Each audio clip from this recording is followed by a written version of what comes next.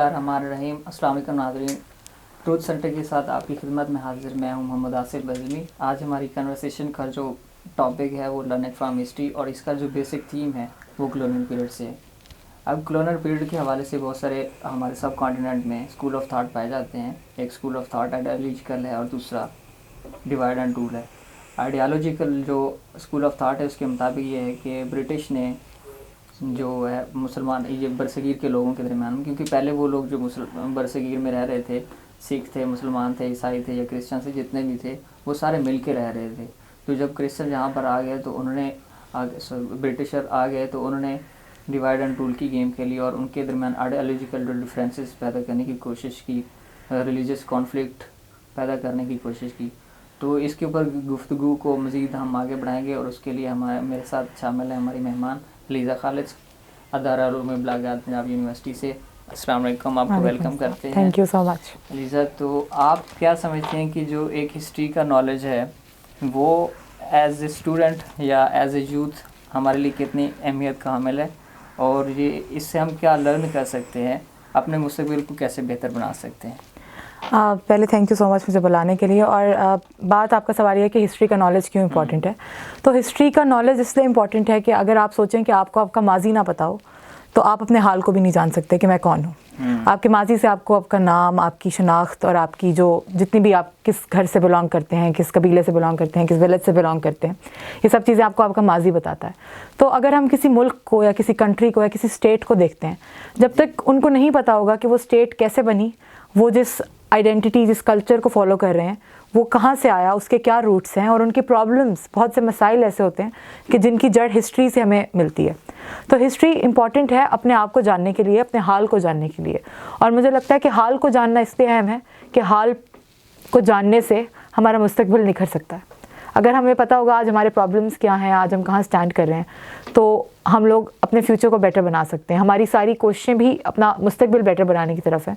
तो it's very important that we know कि हम कहाँ से आ रहे हैं, हम कहाँ खड़े हैं और अब हमें कहाँ को जाना है। बिल्कुल, ये आपने बहुत अच्छी बात की कि एक हिस्ट्री का नॉलेज इसलिए ज़रूरी है ताकि हम अपनी रवायत से, अपनी सकाफ़त से, ट्रेडिशन से, वैल्यूज़ से जुड़े रहें। ताकि क्योंकि ये जो रवायात और कल्चर होती है ये जनरेशन टू जनरेशन पास होती हैं, तो उसका इल्म होगा तो हम अपने जो माजी में हमसे कुछ गलतियाँ हुई हैं उससे हम सोच के, समझ के, उनसे सबक सीख के अपना मुस्तकबिल बेहतर कर सकते हैं। तो उसके अलावा जो सब कॉन्टिनेंट की हिस्ट्री रही है तो उसमें एक पीरियड आता है ब्रिटिश से पहले का। फिर यहाँ एक कंपनी आती है उनकी, ईस्ट इंडिया कंपनी, फिर बिज़नेस का कल्चर प्रमोट करते हैं, फिर ऐसा ऐसा वो डोमिनेट करने लगते हैं, हुकूमत भी करते हैं। फिर एक जंग आज़ादी की वेव चलती है। फिर उसके अलावा जब वो ब्रिटिश यहाँ से चले जाते हैं, नाम नहाद तौर पर हमें आज़ादी मिल जाती है, तो उसके अलावा उनके जाने के बाद जो उनका माइंडसेट है वो हमारे लोगों में एग्जिस्ट करता है। तो जो कॉलोनियल पीरियड की ट्रेसेस हैं उनके बारे में आपकी क्या ऑब्जर्वेशन है? अगर हम बहुत सारी चीज़ें जो हम देखते हैं, हमारे बहुत से प्रॉब्लम्स भी और बहुत सी चीज़ें हैं जो शायद ब्रिटिश जो हैं वो हमारी हिस्ट्री में थे क्योंकि, तो वो हमारे पास आज तक भी हैं। मैं अक्सर कॉम्प्लेक्सेस देखती हूँ, जैसे कि हमारे आजकल पाकिस्तान में हम एड्स देखते हैं जी, तो हमारे पास हर दूसरा ऐड जो है वो किसी ब्यूटी क्रीम का होता है, जिसमें फेयरनेस को, जो अभी फेयर एंड लवली ने ग्लो एंड लवली किया है, उसमें एक फेयरनेस को कहा जाता है, एक माना जाता है कि जो गोरा होना है वो अच्छी बात है। और हमारे कल्चर में ये आम बात है, आप लड़कियों को कहा जाता है, सबको कहा जाता है कि गोरा रंग ज़्यादा सुपीरियर माना जाता है। तो ये ट्रेसेस भी हमारे, इसके लिए जो है हमारी जो जनरेशन है वाकई इस चीज़ का शिकार हुई है। अब देखिए, अब हम पढ़ने के लिए आते हैं स्कूल, कॉलेज, यूनिवर्सिटीज़ में, तो एक नेचुरल सेटअप इसके साथ स्टूडेंट नहीं आते, उनको मेकअप करके आना पड़ता है ताकि वो अपने फोकस ही उनका माइंडसेट ही ऐसा बन गया है कि फोकस करने के लिए, स्टडीज़ के लिए उनकी ज़ाहिरी अपीयरेंस का बेहतरीन होना लाजमी, तो वो उसको मेकअप से जोड़ते हैं। और सबसे बड़ी बात रंग भी एक बहुत बड़ी बात है वैसे। लेकिन ज़ुबान, अब हमारे पाकिस्तान में ज़ुबान का कितना कॉन्फ्लिक्ट है। हम इंग्लिश में पढ़ते हैं, उर्दू बोलते हैं, घर जाके हम अपने गांव में सराइकी बोलते हैं, तो हमारा एक कॉन्फ्लिक्ट चल रहा है। और ये प्रॉब्लम अब की नहीं है, क्योंकि हमें देखें तो इंग्लिश लैंग्वेज क्यों आई थी यहाँ पे, ब्रिटिश उसको अपने साथ लेके आए थे, उन्होंने उसको ऑफिसेज में भी यूज़ किया।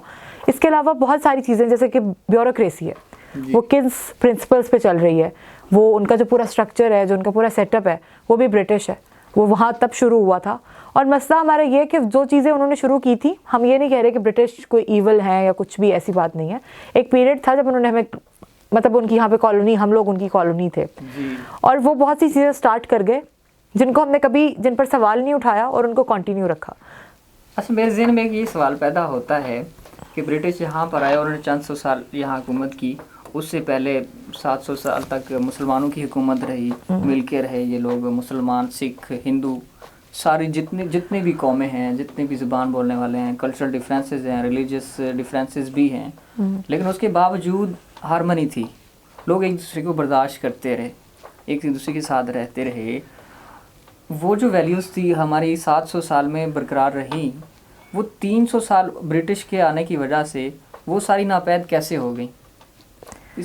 इसको आप किस तरह से देखती हैं? बात सिर्फ ये कि हमें ये समझना होगा कि हम लोगों ने, ब्रिटिश जब यहाँ से गया तो 3 कंट्रीज़ बन गई, जिसमें अब बांग्लादेश तो बाद में अलहदा हुआ।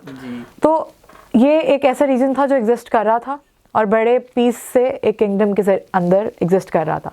मगर ब्रिटिश जब गए और ब्रिटिश हम लोगों को डिवाइड करके गए, इंडिया और पाकिस्तान 2 हिस्सों में, तो हमारा जो सबसे इम्पॉर्टेंट चीज़ है वो हमें ये समझनी होगी कि हम जब शिकवा करते हैं कि हम जब अलहदा हुए, हम हिंदू और मुसलमान का कंपैरिजन करते हैं और इस आइडियोलॉजी को सामने रखते हैं कि ये मुसलमान थे और हिंदू थे, हिंदू ने हम पे जुल्म किया, या हिंदुओं से हमारी जो थी वो डिफरेंसेस थे, इसलिए मुसलमान जो है वो एक अलहदा कौम बन गई। लेकिन इस सब में एक चीज़ हम भूल जाते हैं कि उस टाइम ना हिंदू पावर में थे ना मुसलमान पावर में थे, उस टाइम पावर में ब्रिटिश था।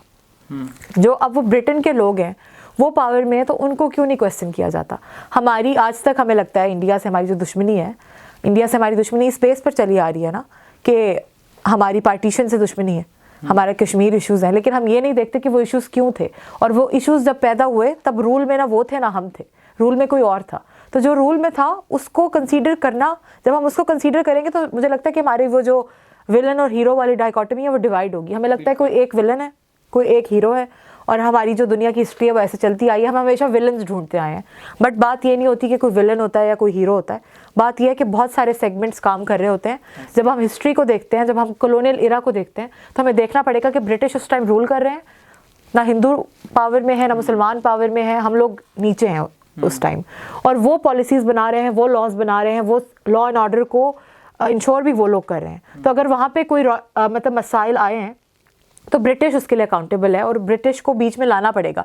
हमारा जो हिस्ट्री का कॉन्टेक्स्ट है ना, उसमें ब्रिटिश भूल जाते हैं हम, उसमें हम हिंदू मुसलमान और ये आइडियोलॉजीज़, उर्दू हिंदी का जो कंट्रोवर्सी है, इसको ले आते हैं। लेकिन बिल्कुल ये देखिए, ये आप जैसे बात शुरू की है कि हम उस मिथ में, हिस्ट्री के कॉन्फ्लिक्ट में आके हम ब्रिटिश को बिल्कुल इग्नोर कर देते हैं। अब देखें, हमारी निसाबी किताबें हैं, पाक स्टडीज़ की जितनी पढ़ाई है हमने मैट्रिक में पढ़ी है, FSC में पढ़ी, अब भी पढ़ते आ रहे हैं, और हमारी जियोग्राफी में भी है।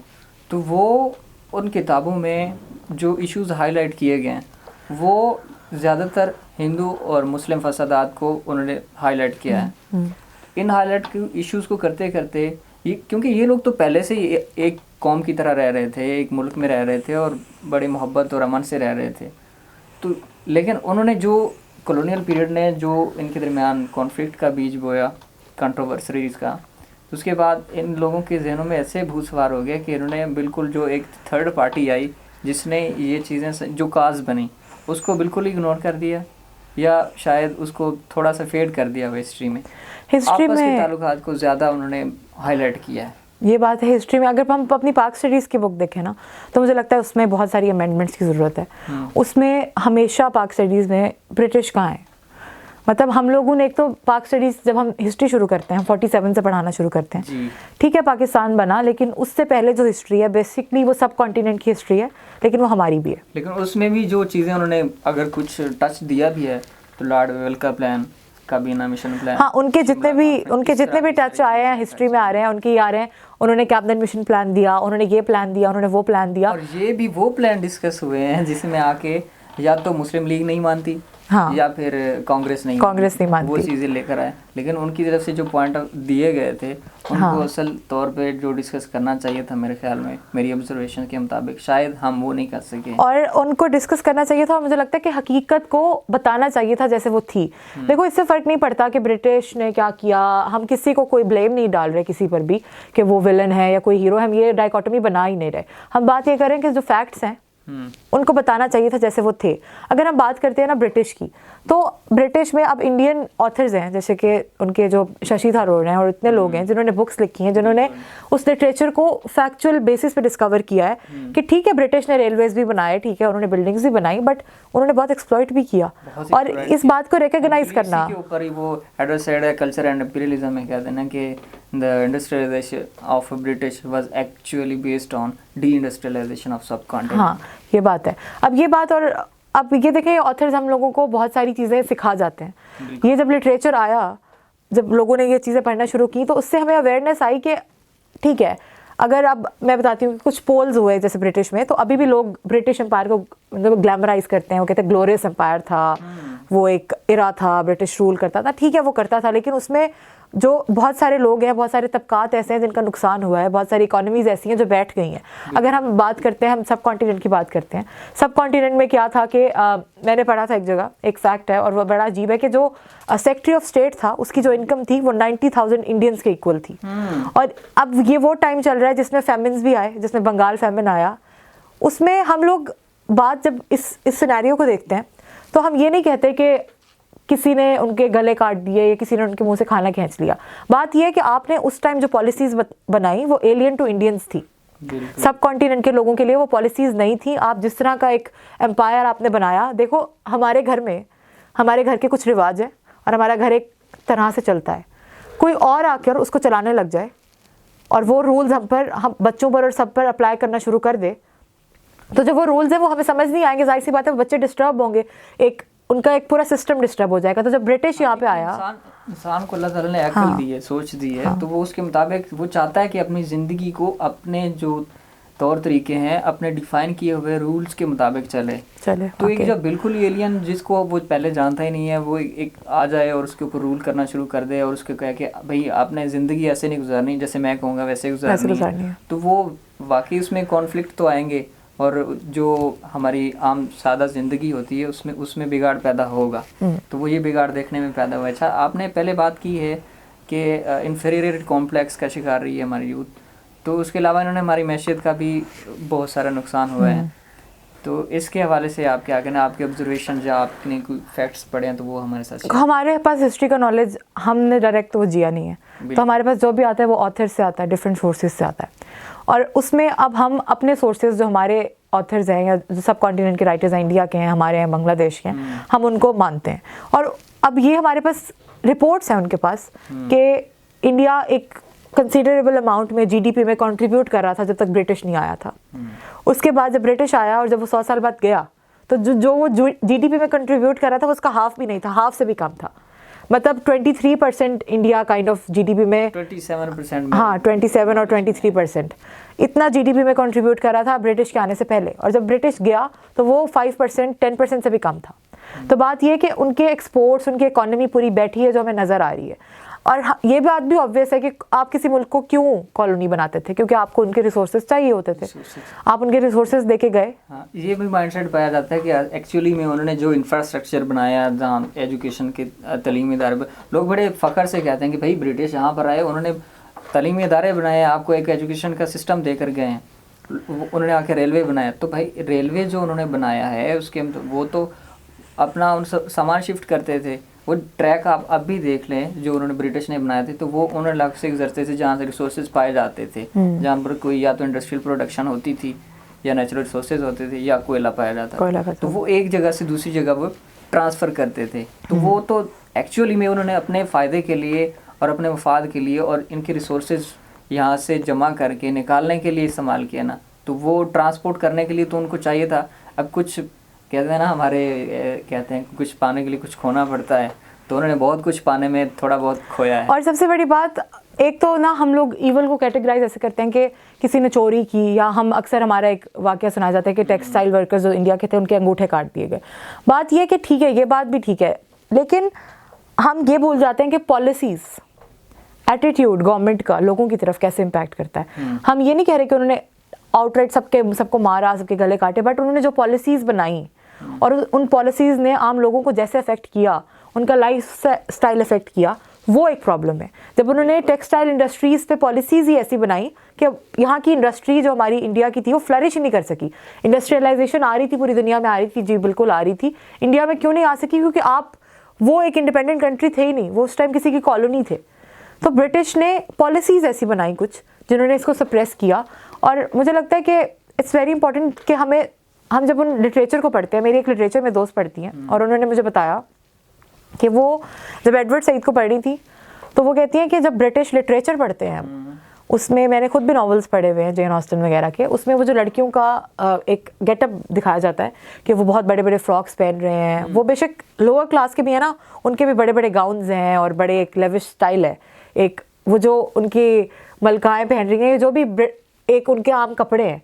अब वो बताती है कि ये रिसोर्सेज कहाँ से आए हैं, इतने लेविश कपड़े पहनने के रिसोर्सेज जो हैं, ये लिटरेचर में ये बताता है, ये रिफ्लेक्ट करता है कि ये जो कपड़े हैं, ये जो एक लाइफस्टाइल रहने का तरीका है, इसका क्या मतलब है कि इनका लाइफस्टाइल अच्छा है क्योंकि किसी और का हक मार के वहाँ पे लाया गया है। तो पॉलिसीज़ इम्पैक्ट करती हैं। और आज भी अगर हम इसको आज के कॉन्टेक्स्ट में बात करें तो हम पॉलिसीज़ पे क्वेश्चन करेंगे कि जब भी कोई मीडिया के बारे में हुकूमत पॉलिसी बनाने वाली थी या कोई भी पॉलिसी बनाने वाली थी, हम लोगों को लगता है कि कुछ भी तो नहीं कर रहे, पॉलिसी बना रहे हैं, कुछ नहीं होता। पॉलिसीज़ इम्पैक्ट करती हैं, जो लोग पावर में होते हैं वो इम्पैक्ट करते हैं उस रीजन को जिनको वो रूल कर रहे होते हैं। तो ब्रिटिश जब हमें रूल कर रहा था और वहाँ पे जितनी भी जो लोगों की स्टैंडर्ड ऑफ लाइफ गिरा, फैमिन आया, ये सारी चीज़ें जो फैक्ट्स हैं जो हुए, ब्रिटिश उसके लिए रिस्पॉन्सिबल है और ये बात हम लोगों को एक्नॉलेज करनी होगी।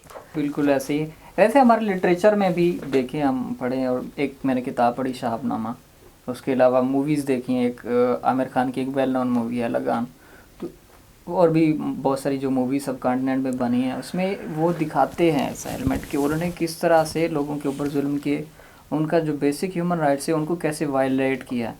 इन लोगों को तो नौकरियां में दी नहीं जाती थी अफसरशाही की, और एक ख़ास तबका उन्होंने ट्रेन किया कि वो आगे रूल कर सके। और उनकी जो पॉलिसीज़ थी और उनका जो सोच थी और जो वो करना चाहते थे, एक्चुअली में उन्होंने लोगों को मकामी लोगों को ट्रेन करके उनके थ्रू अपने मफादात हासिल किए हैं। तो ये सारी चीज़ें साथ साथ में। और सबसे बड़ी बात ये, जब कल्चर से टकराया, मतलब वो लोग और कल्चर से आ रहे थे, हम लोग किसी और कल्चर से आ रहे थे, और अब वो चीज़ें ना मिक्स हो गई हैं। अब हमारे पास बहुत सी चीज़ें, हम ये नहीं कह रहे कि हम लोग ये कह रहे हैं कि अब हम सारी चीज़ें ख़त्म कर दें, इंग्लिश लैंग्वेज बोलना छोड़ दें, ये बात बिल्कुल हरगिज़ भी ऐसी नहीं है।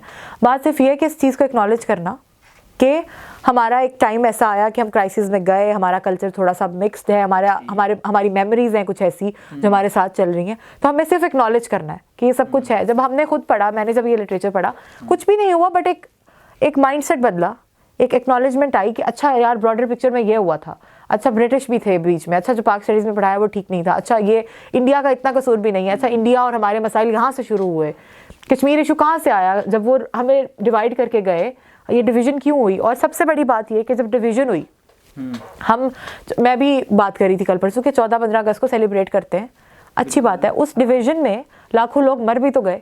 आप उस चीज़ को एक्नॉलेज तो करें ना। वो हमारी मेमोरीज सिलेक्टिव है, हमने हिस्ट्री में से सिलेक्टिव मेमोरीज उठाई हुई हैं कि ये हमने याद रखना है और ये हमने याद नहीं रखना। तो वो हज़ारों लोग जो मरे, हज़ारों लोग जिन्होंने हिजरत की, आप उनके लिए, मुझे लगता है एक मूवमेंट ऑफ साइलेंस होना चाहिए इन डेज पे, कि ये लोग थे जो हमने बहुत बड़ी कुर्बानी दी है। जब आप मुल्कों को डिवाइड करते हैं, लोगों को डिवाइड करते हैं, जब आप चीज़ें तोड़ते हैं, तो उसमें वो जो नुकसान होता है वो बहुत लोगों को भी होता है। तो हमें पहले सोचना चाहिए कुछ भी करने से पहले, और जब हमारे मुल्क टूटे, हमें ये बात एक्नॉलेज करनी चाहिए कि बहुत लोग इस वजह से मर गए, हमारे आइडियोलॉजिकल डिफरेंसेस की वजह से, हमारे इन चीज़ों की वजह से। बिल्कुल ऐसे ही है कि वो हमने लिटरेचर में पढ़ा, एक बुक मैंने पढ़ी मेड इन पाकिस्तान, तो उनमें वो लिखते हैं कि भाई ये जो ट्रेनें आ रही थी हिजरत के मुहाजिरीन को लेके आ रही थी, सबसे बड़ी हिस्ट्री की जो मिग्रेशन हुई थी वो पाकिस्तान इंडिया में थी, सेपरेशन थी उसमें। कहते हैं कि लोगों की जो ट्रेनें थी लाशों से भर भर के आ रही थी पाकिस्तान से इंडिया में, और इंडिया से पाकिस्तान में, तो लोगों के दरमियान नफ़रत इतनी ज़्यादा फैल गई थी रिलीजियस के वाले से, और ज़्यादा यही था कि रिलीजियस भाई आप हिंदू और हम मुसलमान, ये डिफरेंसेस इतना ज़्यादा एक्सट्रीम का चला गया कि वो लोग एक दूसरे की एग्जिस्टेंस बर्दाश्त ही नहीं कर सकते थे, मारना शुरू कर दिया, कत्ल व गारत गरी शुरू हुई। और बहुत सारी किताबों में ये भी लिखा हुआ है कि जो कुएँ थे पानी के, जब लोग वहाँ सफ़र कर रहे होते थे ना, वहाँ वो उनमें इतना ज़्यादा मतलब वो सुर्ख हुए होते थे खून से। तो ये ब्रिटिश ने जो गेम खेली। उसके अलावा एक इम्पॉर्टेंट चीज़ मेरे जहन में भी आ रही है, वो ये कि जो लोग उनके अफसर यहाँ पर मौजूद होते थे, सेपरेशन के बाद जब वो वापस चले गए तो उन्हें वहाँ ब्रिटिश में जाके कोई नौकरी नहीं दी गई, कोई पेंशन नहीं मिली, और जवाब ये पेश किया गया कि भाई आप एक ग़ुलाम कौम के ऊपर हुकूमत करके आए हैं, आपका जो ज़हन है वो भी ग़ुलामाना है, क्योंकि आपने उनके साथ वक्त गुजारा है। तो वो लोग अगर वो कहते हैं कि भाई हमने डेवलपमेंट के लिए काम किया, हमने हुकूमत सब कॉन्टिनेंट पर इसलिए की है ताकि हम इस खित्ते को डेवलप कर सकें, एजुकेशन दे सकें, इंफ्रास्ट्रक्चर बिल्ड कर सकें, इंडस्ट्रियलाइजेशन को प्रमोट कर सकें, तो फिर जो उनकी अपनी लेबर है, जो उनके अपने लोग हैं, उनको फिर क्यों ऑन नहीं करते? ये बात है, ये भी चीज़ें मौजूद हैं। और इन सब का मैं एक बात ऐड करना चाहूँगी कि नॉलेज इसलिए भी ज़रूरी है कि पाकिस्तान में मॉब कल्चर नहीं बनाना, हमने कोई मैसेज नहीं बनानी जो किसी नेशनलिस्ट प्रोपेगेंडा पे चल रही हो। हम लोगों ने लोग बनाने हैं जिनको जेन्युइनली पता हो कि हिस्ट्री में क्या हुआ है। और आपका क्या जाता है सही हिस्ट्री पढ़ाने में? कुछ भी नहीं जाता, आप सिर्फ एक्नॉलेज कर रहे हो कि ये हुआ था। बल्कि आप तो अवेयर लर्न कर रहे होते हैं स्टूडेंट्स, स्पेशली यूथ है, तो वो ये अगर आप हकीकत बताएंगे तो उन्हें पता चलेगा कि यार हमारे साथ क्या क्या होता रहा है, हम पहले क्या थे, इस ड्यूरेशन में कॉलोनियल पीरियड में हमारे साथ क्या क्या होता रहा, और उसके बाद हम क्या हैं, और हमें इस चीज़ से निकलने के लिए अपने दोनों ममालिक के ताल्लुकात को किस तरह से बेहतर करना है। असल में तो ये हमने सीखना है। हिस्ट्री हम पढ़ भी इसीलिए रहे हैं और हमें पढ़ाई जानी चाहिए, जैसे आपने कहा कि जो असल हकीकत है वो सामने लानी चाहिए, ताकि हम देख सकें कि हमारे साथ क्या जुल्म होते रहे और हमने इनसे कैसे निकलना है। उसके अलावा आज का जो हमारा नौजवान है, अगर मैं उनकी बात करूं, आज हम लोग हैं, हम लोग जब ब्रिटिश की या यूरोप की बात करते हुए या उनका जो लाइफस्टाइल देखते हुए, एजुकेशन देखते हुए, हम उन प्राउड फील करते हैं। हमारे यहाँ ये कॉन्सेप्ट पाया जाता है कि वो हमारे से बेहतर हैं। हाँ, कुछ चीज़ें हैं, जैसे एजुकेशन है, बेहतर है, वेल एंड गुड है, टेक्नोलॉजी है, ठीक है, लेकिन उनका जो ये लाइफस्टाइल और ये सारी चीज़ें उनका सेटअप बना है, जो मॉडर्न यूरोप है, इसकी बेस तो हमारी इकोनॉमी पर होती थी, हमारी जो सब कॉन्टिनेंट की थी इसके ऊपर थी। तो हमें ये लर्न करने की ज़रूरत है कि अगर हम यहाँ से जाते हैं, बिल्कुल मैं ये एक्सेप्ट करता हूँ कि उनका एजुकेशन का सिस्टम बहुत अच्छा है, हाँ। हम जाएं वहाँ लर्न करें, लेकिन आके हम सर्व भी तो करें। हमें ये भी चीज़ सीखने की ज़रूरत है। आपकी इसके बारे में क्या ऑब्जर्वेशन? क्या हमारे पाकिस्तान की एलीट का एक ये कल्चर है कि हमारे ये है ना कि पाकिस्तान छोड़ दो, या तो बाहर मुल्कों में सेट हो जाओ, या पाकिस्तान फिर एक ऐसा मुल्क है इसमें रह लो, ये जैसा भी है। कोई यहाँ रुक के नहीं चेंज उसको करना चाहता। और बाहर क्यों सेट होते हैं? क्योंकि जाहिर सी बात है उनको सुपीरियर समझते हैं, उनको लगता है कि उनका लाइफस्टाइल वहाँ बेहतर होगा, तो वो इसलिए वहाँ पर जाते हैं। तो अब ज़रूरत इस बात की है कि एजुकेशन सिस्टम बेहतर है। देखो, बात ये नहीं है कि हम ये नहीं कह रहे, आइंस्टाइन था, जर्मन था, उसने थ्योरी ऑफ रिलेटिविटी दी। इल्म कोई भी कहीं भी बैठ के देगा ना, वो अप्रिशिएटेड है, वो हम सब के लिए, हम पूरी एक दुनिया में रहते हैं हम लोग। बट ज़रूरत इस बात की है कि हम लोग अपने डिफरेंसेस को एक्नॉलेज करें कि ठीक है, आपके भी डिफरेंसेस हैं, हमारे भी डिफरेंसेस हैं, आपके एजुकेशन सिस्टम में भी हैं, हमारे में भी हैं, बट द थिंग इज़ कि हम सब इक्वल हैं। जो भी एज ए ह्यूमन बीइंग हम सब इक्वल हैं और कोई इन्फीरियर या सुपीरियर नहीं है। अब आप नेशन स्टेट्स की बात कर रहे हैं, आप इन ममालिक की बात कर रहे हैं, तो आपको एक्नॉलेज करना पड़ेगा कि हम सब इक्वल हैं। और मुझे याद है कि मुझे याद नहीं आ रहा कि ट्रूडो थे या पता नहीं कौन थे, जिन्होंने अपने पुराने उनके ही किसी कंट्री में कोई मैसेकेयर या किसी उस पर उन्होंने अपोलोजाइज किया था, हालांकि वो तो इतने सेंचुरीज बाद आए थे, ये मैंने बुक में ही पढ़ा था उनकी। तो बात ये कि हम ये नहीं कह रहे कि आप हमें पैसे दें या आप कुछ भी करें या हमको गालियां दें अंग्रेज़ों को या इंग्लिश रूल को, बात ये हरगिज़ भी नहीं है। बात ये है कि हम एक्नॉलेज करें जो था उसको, और हम एक्सेप्ट करें कि ठीक है, एक दौर था जब ये चीज़ें हुई, और अगर हम उसको एक्नॉलेज करेंगे ना तो हमारा आज बदलेगा। अगर हम आज एक्नॉलेज करेंगे कि तब इंडिया और हमारे दरमियान ब्रिटिश था और ये मसाइल तब पैदा हुए, इस वजह से पैदा हुए, but we share a history, हमारी इकोनॉमीज अब भी सफ़र कर रही हैं। देखिए वेस्ट तरक्की कर रहा है, वो जा रहा है, वो अपनी इकोनॉमीज़ को चला रहा है। इंडिया पाकिस्तान आपस में ट्रेड नहीं करते, जिसकी वजह से वो इतना डेफिसिट जो है उनका बढ़ रहा है। क्यों नहीं करते? देखिए इनका कल्चर भी एक उनसे तो मिलता जुलता ही है। हाँ, मिलता जुलता है। कल्चर के लिए कौन मिलेंगे, जोग्राफिकल इम्पोर्टेंस देख लें आप, उसकी खिता देख लें, मिलते इनके बॉर्डर मिलते हैं, लोग मिलते हैं, जुबानें मिलती हैं, कल्चर मिलते हैं, सेलिब्रेट, बल्कि हम तो सेलिब्रेट करते हैं, एक दूसरे का कल्चर सेलिब्रेट करते हैं, हम होली मनाते हैं यहाँ पे। तो ये चीज़ें अगर हम ऑन करते हैं तो हमारे जो कॉन्ट्राडिक्शंस हैं, कॉन्फ्लिक्ट्स हैं, हम उनको रिजॉल्व करने की कोशिश करनी चाहिए।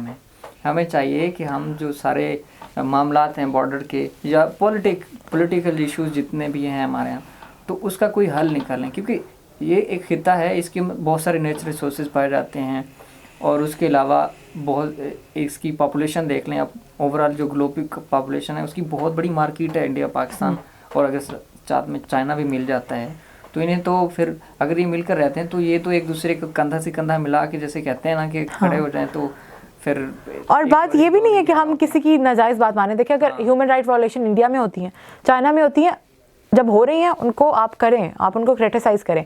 बात ये कि एक इंसानों की तरह रहे ना, एक नॉर्मल कंट्रीज़ की तरह रहे कि दो मुल्क हैं। आपका कश्मीर इशू सॉल्व नहीं हो रहा, आप करना ही नहीं चाहता कोई भी, इसलिए सॉल्व नहीं हो रहा।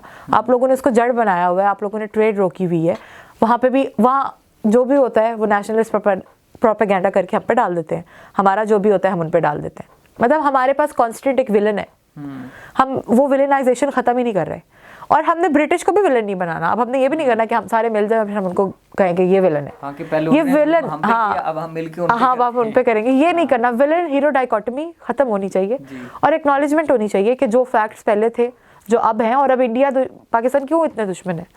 हाँ डिफरेंसेस हैं, कश्मीर इशू है, सॉल्व करे, उसको बैठे, लेकिन हमारी तो एक नेशनल ऐसे है ना हेट्रेड है कि बचपन से बच्चा पढ़ रहा है, उसको पाक स्टडीज़ में आप उसको ऐसे पैदा कर रहे हो और आप उसको ऐसे बढ़ा रहे हो, बड़ा कर रहे हो। कॉन्ट्राडिक्शन इतनी हद तक फैले हुए। देखें आप स्पोर्ट्स तो मन का दर्श देते हैं, स्पोर्ट्स होते ही इसलिए ताकि आप एक दूसरे के कल्चर के बारे में जानें, मोहब्बत फैलाएं और आपके ताल्लुकात बेहतर हों। तो पाकिस्तान और इंडिया का जो मैच होता है उसको आप देखें कितना क्रेज़ होता है, जो लोग मैच में ज़्यादा इंटरेस्टेड नहीं होते वो भी उसमें आए होते हैं, और बात ये कि जज्बाती होके आए होते हैं। बाबर और कोहली की जब पिक्चर वायरल हुई तो मुझे लगा कि हमें लगता है कि लोग मोहब्बत के कैपेबल नहीं है, बट ऐसा नहीं है। वो पिक्चर सबने अप्रिशिएट की, दोनों साइड्स पे अप्रिशिएट की। तो बात ये कि हम लोग मिलकर रह सकते हैं। अगर मैसेज मिलकर नफरत कर सकती हैं तो मैसेज मिलकर मोहब्बत भी कर सकती हैं। अगर आप अच्छा काम इनिशिएट करें और आप प्रोपेगेंडा ना करें, लोगों को माइंड ख़राब ना करें, और हिस्ट्री को वैसे पढ़ाएं जैसे वो है, चीज़ों को वैसे बताएं जैसे वो है, तो आज की जो हमारी कंडीशन है बेहतर हो सकती है। एक दूसरे को बर्दाश्त करना और एक्सेप्टेंस की भी बहुत ज़रूरत है। एक दूसरे एक्सेप्ट करें, एक्सेप्ट करना सीख लें। हमारे साथ जो चीज़ें होती रही हैं, जो भी होता है जुल्म, या हमने खुद किया है, या हमारे अंदर जो हमारे लोगों ने हमारे साथ मिलके किया है, तो उसको एक्सेप्ट करें, समझें, सोचें और आगे बढ़ें। ये चीज़ें वाकई बहुत इंपॉर्टेंट है और इस चीज़ को समझने की ज़रूरत है। तो आज की कन्वर्सेशन का यहाँ अख्ताम करते हैं। आपका बहुत शुक्रिया, आपने वक्त दिया। तो ये जो कॉलोनियल एरा रहा है हमारे सब कॉन्टिनेंट पर, उसकी वजह से जितने भी सब कॉन्टिनेंट पर जुल्म हुए, उससे पहले कौमें जो थी, मुसलमान थे, हिंदू थे, सिख थे, ईसाई थे, या और भी थे, जितनी कौमें यहाँ रहती थीं मिलजुल कर रहते थे, अमन और मोहब्बत से मिलकर रहते, एक दूसरे के राइट्स भी बेसिक पूरे हो रहे थे। तो उसके बाद जब वो लोग आए, उन्होंने रूल किया, कुछ एक स्पेसिफिक पीरियड के लिए आए वो लोग, लेकिन चले गए, लेकिन उसके असरात अभी भी बाकी हैं। लेकिन अब इन असरात को हमने कैसे ख़त्म करना है, ये सोचने की ज़रूरत है। कॉलोनियल पीरियड के बाद अब हमें मिल के रहना है, अब हमें सीखना है हिस्ट्री से और आगे बढ़ना है। पाकिस्तान और इंडिया के जो ताल्लुकात हैं उनको बेहतर बनाने के लिए मैं तो समझता हूँ इसकी बहुत ज़रूरत है। और हमें चाहिए कि हम जो पास्ट में जो भी हमारे कॉन्फ्लिक्ट रहते हुए, हम टेबल टॉक के ज़रिए, जैसे आप देखें पूरी दुनिया ऐसे कर रही है, अब वो वार से हट के टेबल टॉक के ज़रिए अपने कॉन्फ्लिक्ट रिजॉल्व कर रही है। तो इनके जितने भी कॉन्फ्लिक्ट हैं उनको रिजॉल्व करें और आगे बढ़ें। बहुत शुक्रिया।